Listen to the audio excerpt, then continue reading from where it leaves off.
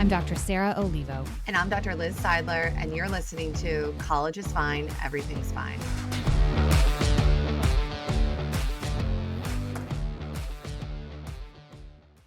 All right, we're going to come back with a quick follow-up to our Microdose episode on Give with its twin, the F.A.S.T skill. So, when it's sometimes you'll hear Liz, me, or some of our guests might use some shorthand, be like, oh yeah, the Give F.A.S.T skill. So this is the second part of that. And it's, again, an interpersonal skill all about how to build relationships while maintaining your boundaries. So we had sort of prompted at the end of the last episode that the give part is something where you're really trying to hold on to relationships that are important to you and create stronger relationships. The F.A.S.T skill is, and why it's a twin, is because it's trying to say at the same time, you want to make sure that you're not overdoing the give. A lot of times people, if you've heard me say before, kind of set themselves on fire to keep others warm. Right. And they're really good at the give part and might not be as strong in the fast part. Some people might be really good at the setting boundaries and perhaps could have better, closer relationships if they were a bit more gentle. So this is just something where now we're coming at you with part two and try to think a little bit about which one do you feel like is already kind of in your wheelhouse and could use some rebalancing. But with all that said, let's give you what the letters are. All right, our sweet little letters. We've got F, so fairness. Be fair. Being fair to yourself and the other person. So again, you don't want to only validate the other person's perspective. Your perspective is important too. So what is your own perspective, and try to see if there's a way or if the other person is also paying attention to what that is. So that's a bit more of that balancing act of, I want to hear them. Are they hearing me? All right, let's move on to the A. No apologies. This is a really common problem I find with people that have anxiety or really worried, let's say, about their relationship status. But when we're practicing F.A.S.T, we want to be mindful of not over apologizing. I think everyone probably has someone in their life that does this. And the reasoning behind this is you're really underestimating your own self-respect, that there is a reason why we all feel emotions or have reactions to things. If we're really paying attention to the A in F.A.S.T, we're not really looking necessarily, let's say, for a reason to apologize. And we're also, this is another big piece, just in terms of we're not over apologizing with our language, but non-verbally, we're not presenting as ashamed. And when I think of somebody that looks ashamed, they're not making good eye contact. They might be looking down, their body posture. Yes.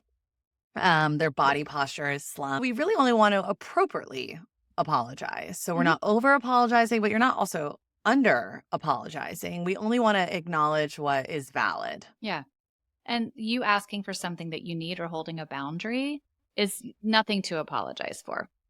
So the S is stick to your values. And we've talked about values a ton here. And I know sometimes that isn't always really clear, what value system you want to stick to. But you probably know in your own gut what kind of areas you need to stick to your guns and not be pulled. So a lot of times, and we had this come up actually in one of our recent episodes where someone said, I really value kindness. And that's something that my family really shared, was being kind to others. And then I realized that I can also be kind to myself, that I can grow that value and be kind to myself. And I think that's really a great example of how to stick to your values in the F.A.S.T skill, is to say, all right, in this moment, I don't think I can be kind to others and to myself at the same time. I need to say that being kind to myself can drive the conversation here. Or if it's a conversation with a professor, and you're feeling anxious about it because you don't know maybe what they're going to say, but you might have the value of achievement to say, okay, I really want to make sure that I'm achieving what I want out of this classroom and out of this class. So how do I stick to my value of achievement so I can push past some of the anxiety that I have? Right. Okay, let's end with the T, being truthful. Now, sometimes it's effective to tell a white lie. I'm not promoting white lying, but I think that if we're practicing F.A.S.T, and we're thinking about the T, we want to be mindful of not kind of over exaggerating or giving excuses that are dishonest. Mm-hmm. So, and I think a lot of people do this to, I don't know, soften the blow in Yeah. some way and are fearful of how the other person is going to react. Let's say when we set a boundary or we say no to something. And I think that's when using give, right? There Mm-hmm. is a way to be truthful to someone in a gentle way, Yeah. right? To say, hey, like, I have a lot going on right now. And as much as I'd love to celebrate your birthday, right? These are the X, Y, and Z reasons why I can't do it, as Yeah. opposed to saying, like, I'm coming down with an illness Right. because that seems to be the only way to get out of a social Yeah. obligation. Yeah. Um, and I want to end on, I think this is the T, something that I've found, and I think we've all been in a situation that like after we leave an interaction, we like have this icky feeling in our gut. We're like, oh, like, why did I say yes to Mm-hmm. giving them like my math work and they get to just copy it and I put all that effort in and then I'm going to be angry and resentful towards them or, Yeah. oh, like I lied. And like, what if they find out that I lied and they see that I'm doing this, that when I said I was doing that? That's a really good sign that like icky feeling Yeah. that either for the future you need to use fast, Right. right? Right. And kind of challenge whatever worries have kind of come up that have gotten in the way of you being able to do it. Or you can always revise things, right? And kind of dial up the intensity of your fast, kind of go back to someone and say like, hey, I know I could help you, but I'm kind of thinking about it now and I'm really overbooked. Maybe another time. Yeah.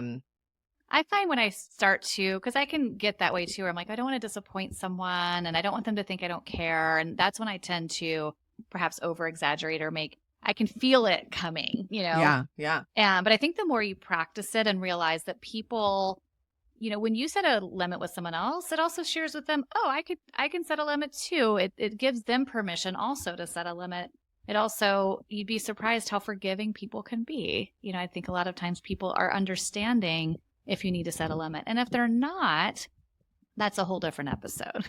Right? Right. Just Right. because someone doesn't always react as well as you might like to a give or a fast conversation, or to you saying no to something, that doesn't mean you've done something wrong. That might mean that they're overwhelmed or they're not used to getting a no.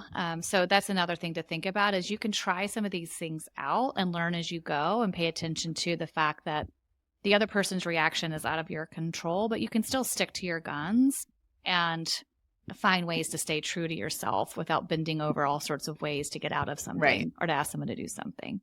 Right. And I know I gave you guys a question in give to kind of ask yourself if this is a skill you need to use, right? So give was really about how do I want the other person to feel about me when I leave this interaction? Fast is about how do I want to feel about myself when I leave this interaction in terms of maintaining our self-respect. And I think a common problem I hear from college students is issues with like low self-esteem or self-worth. And this skill I think is really tied to that, right? That if we're acting in ways that really don't maintain our self-respect, it really impacts our feelings of worthwhileness. Yeah. Yeah. And if you're saying I'm not worthwhile, people will start to believe it after a while. Right. So you got to be the one to start that change. Okay.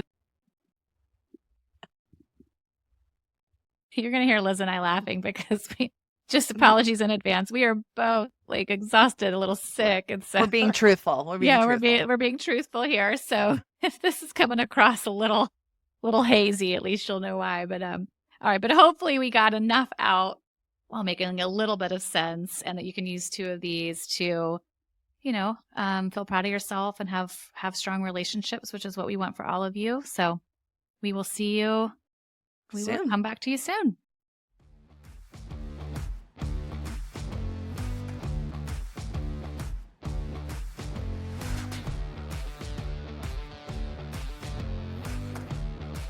Thank you to our guests for sharing their stories and their advice. This podcast is for college students, and we want input by college students, so please reach out by text, email, or voice memo to collegesfinepodcast@gmail.com. Tell us your story, give us tips on topics you'd like to hear, or give us feedback about an episode.